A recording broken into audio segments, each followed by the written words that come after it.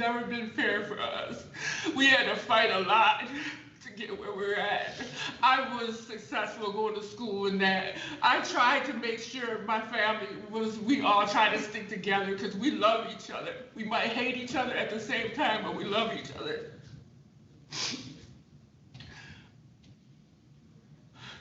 She never got to meet my mom. We were planning on visiting her. My mom was going to come down and visit us for the very first time since they took us from her when we were little. And my sister was so happy. She was going to get her a settlement for the 60 scoop. And she called me and says, I was accepted. And I was like, she got her acceptance letter. This was gonna help her get on her feet from all the destruction that's happened in her life. I can't even imagine how much hate I have for this man. And I don't even use hate because I'm traditional. I'm spiritual. And I got a love for a lot of people. I come off strong, but I am not like that. I just don't know how to. They try to give me like 10 different medications to try so I would lose my mind. And nothing works. It's just an inner thing. You just gotta figure it out and how to function. And sometimes it's just really hard to function. And like I said, I lost my job, I lost everything, because ever since this happened, we've just not been right. We ain't the three sisters anymore. Because one person's saying that he has all these damn problems with bipolar and stuff, but he didn't have no problem taking cocaine while he murdered my sister. That's just real. I mean, if you got all these issues, why are you using cocaine and drinking? I know my sister wasn't innocent, but apparently he feels that he could use these 10 medications. She takes 10 medications. I don't take medication, but she takes 10. She ain't crazy. She could be crazy, but that's a cop-out. That's like a slap in the face. Everybody has a choice. Everybody has a choice to stand up and be strong and try to make life as easy as possible for themselves. They have levels of what should I do next with my life and build on that. There's a foundation we build on. It's not about sitting here and pretending that it's okay just to put a knife in my sister's neck because he's bipolar. It just doesn't make sense to me. And the gift that she gave him, that was his weapon. Still, she's still not here. And I feel sorry for you. There'll be a day when I sit there and I can forgive you, but I do not forgive you today. There's gonna have to be a day that I forgive you because you know what? Because you're not gonna eat me up inside. You will not take that from me because I have given myself a choice. But right now, I hate your guts. I hate your guts because you took something that meant something to me. And it's a good thing that thing's blacked out because I can't stand to even look at you. Yeah.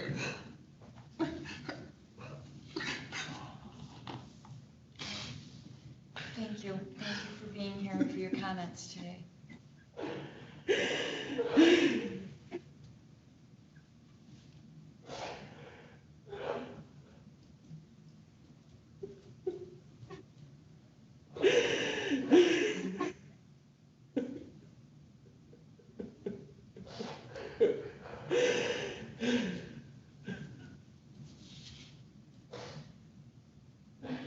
Ms. Polder, do you wish to be heard?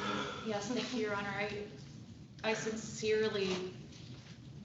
I think I need you by a microphone. Yes. Your Honor, I sincerely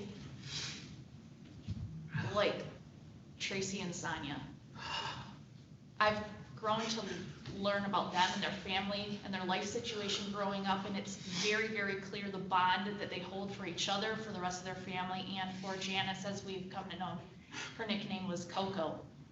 And this senseless murder of this sister, this mother, this aunt, this great aunt, it makes no sense whatsoever. In handling this case, hearing of the strife and the problems being ripped away from their Native American family in Canada to be put into a situation that they had no control over, Coco was the person that held this family together, and for Antonio Lavoie to essentially rip the heart of that family out is just, it's mind-boggling. And how it could have been done and accomplished with one strike to the neck, with, as Tracy indicated, the gift that she had given to Antonio Lavoie. She had given him a pocket knife. That was her friend, and he took that gift and stabbed her right in the throat. It makes absolutely no sense. It's so violent. And he has shown no emotion whatsoever. I've seen no emotion from him throughout the proceedings. Nothing at the time of the investigation, nothing. This was supposed to be a friend of his. Your Honor, in tailoring the plea agreement in this case, the elected prosecutor had to balance a lot of different things, and she's takes into consideration the circumstances of the defendant, and it's really difficult to, as the sisters indicated, put a number on their sister's life, and it's hard. It's a hard balance, and I know the elected prosecutor especially wants to make sure that justice is done. Sir, what we gave to you is a potential parole date. You did this to yourself, and it's now on you. It's on you to hopefully rehabilitate yourself in prison, because after that 180 months is up, that's on you to turn it around. Your Honor, I don't have anything else to say, but I do very much appreciate the sisters here and their family. Thank you. Thank you. Mr. Tamal? Can I step up? Yes. Your Honor, there's nothing that I can say that's going to make the situation any better, that's going to justify this killing. Nothing I can say that's going to make the victim's family feel any better about the situation. This, like any homicide, like any killing, it's sad. It's unfortunate. However, with that said, I'm here to put Mr. Lavoie, my client, in the best light that I can. I'm here to explain to the court certain mitigating factors, in this case, as to support the plea agreement, and more specifically the sentence agreement that we came to in this case. The first, Your Honor, is that at the time of the incident, the court should be aware that Mr. Lavoie, he had a very high BAC, blood alcohol content, combined with cocaine. His BAC was 0.338. That was hours after the stabbing. Very likely at the time of the stabbing, his BAC was higher than that, if that's possible. I'm not suggesting that alcohol is an excuse, but Your Honor, I suggest to the court, as a court can imagine, people get liquored up, drugged up. Sometimes they just don't act the same, don't make the same decisions.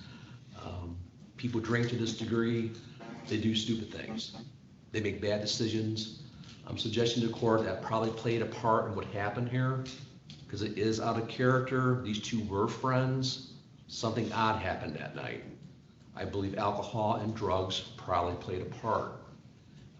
Mr. Lavoie's consumption of the same probably played a part. Your Honor, as the court's aware, Mr. Lavoie is mentally ill. I'm not sure if this stems from 2017, where he was attacked himself. He was hit in the head several times. He was in a hospital. He was in a coma for 2 weeks, not 3 days. He suffered traumatic brain injury. That may have played a part why he's mentally ill today. I've indicated to court already that Mr. Lavoie takes 10 different medications: seizures, schizophrenia, depression, bipolar. Which maybe is interesting in this case, back on April 9 of 2019 when this incident happened, we don't know if he was on his medications or not. Even if he was on his medications, Your Honor, you combine that with the 0.33 blood alcohol content and cocaine, I suggest that probably contributed some really bad decisions on Mr. Lavoie's part. So either the lack of medications or the combination of all these medications with drugs and alcohol probably contributed to this stabbing, his bad decision making.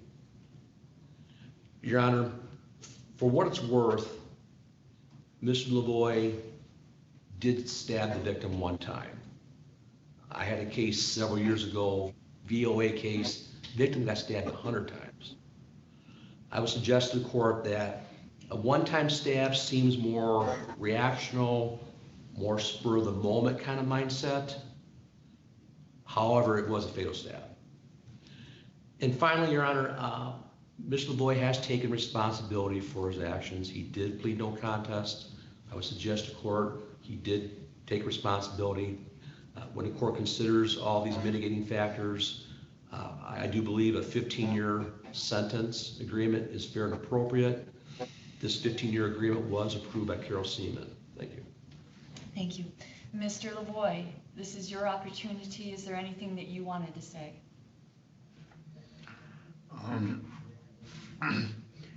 No, there's nothing I can say to bring her back. I had a seizure that night, and I know things would have been a lot different if I didn't have that seizure. Because my body just seized up and shook as I was cleaning my fingernails. I'm just so sorry. I had no words can say can bring her back. She was my friend and I loved her. And I'm so sorry. All right. That's it, Your Honor. All right, thank you. Well, of course, there is a Killebrew agreement in this case to a fixed minimum of 180 months, and I will go along with that. Mr. Lavoie, I can assure you of a couple of things, though. The sisters here, Tracy and Sonia, they are correct in saying that I have never felt or experienced what they're going through. But I think I can speak for them on a couple of things right now, and I think I can do this accurately.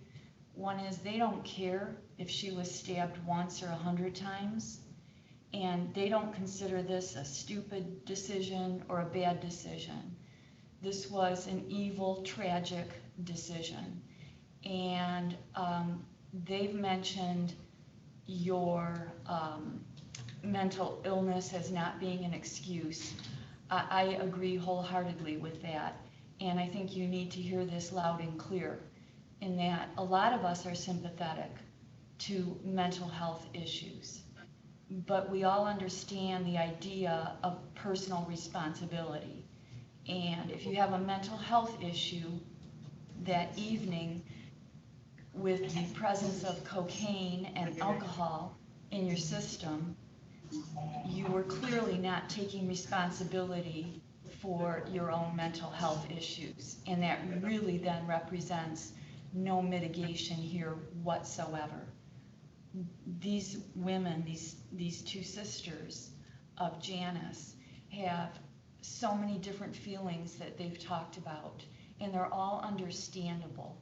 Their sense of confusion and why did this happen, and blaming themselves, and disappointed they weren't there to protect her when they would have no way of knowing this was going to happen. All of those things are perfectly valid feelings, and it's your intentional, tragic actions that have caused them to have those horrible, conflicting feelings that I doubt they will heal from. As they say, their sister has been torn from them. They say they're not the three sisters, but I think they'll always be the three sisters. And that's something that you cannot take from them. So I will follow the Killebrew agreement and sentence you to pay $130 to the Crime Victims Fund, $68 in state costs, $500 in attorney fees that I'm assessing based on a huge reduction from the actual voucher in this case, costs in the amount of $500 based on the State Court Administrative Office calculated average cost for criminal case in Ingham County, and you are committed to the custody of the Michigan Department of Corrections for a period not less than 180 months, nor more than 480 months. You receive credit for 390 days already served. You have the right to file an application for leave to appeal your conviction and your sentence in this matter. You're entitled to an attorney at public expense to assist you in doing that. If you're making a request for one, you have to make it within 42 days of today's date. The time starts running from today. Ordinarily, I would hand you a form right now that tells more about that, but considering the circumstances, we will mail it to you at the jail, and that will conclude our hearing. Oh, there was a restitution amount. Yes, Yes, also $421 in restitution payable to Tracy or Sonia? They had Tracy written down as Mary, if that's what that is. To Tracy Beechnell. All right, and that will conclude our hearing. Thank you. Thank you. Mr. LaVoy, you can let them know at the jail that you're all set there. Okay.